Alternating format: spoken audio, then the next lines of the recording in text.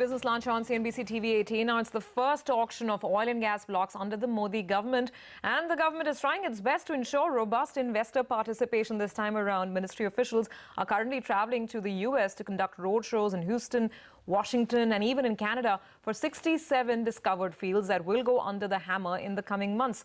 CNBC TV 18's Nithya Balakrishnan joins in with a quick update on what exactly is on the agenda.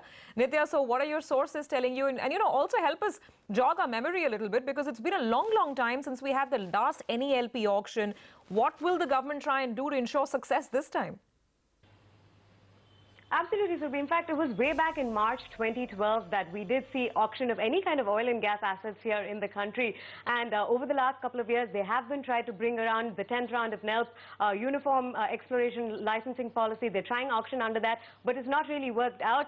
This time around, the oil minister has a specific mandate, and that is ensuring that 67 of these small discoverable fields go under the hammer, of course, before December this year. And what we're picking up is that currently oil ministry officials, along with the PSU chiefs, are traveling to the United States. There will be roadshows across U.S. We're hearing it will be in Houston, Washington, D.C., as well as Canada over the next 48 hours. And what's interesting is this time around, it's discoverable fields that will go under the hammer. And any kind of gas produced from these fields, the players will be allowed to sell them at market rates. And that is something that oil minister will be reiterating, that for these particular fields, gas export will be allowed to be sold at market rates. And we are switching to a revenue sharing model.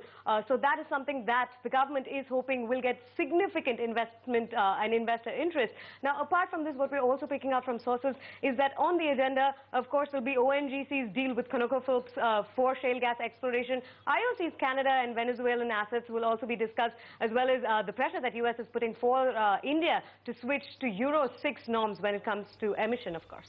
Absolutely, I guess, Nithya, this is going to be the acid test now that we are trying to move away from that very highly disputed cost recovery model. Perhaps let's see if there's any interest in the international community in this new policy. Let's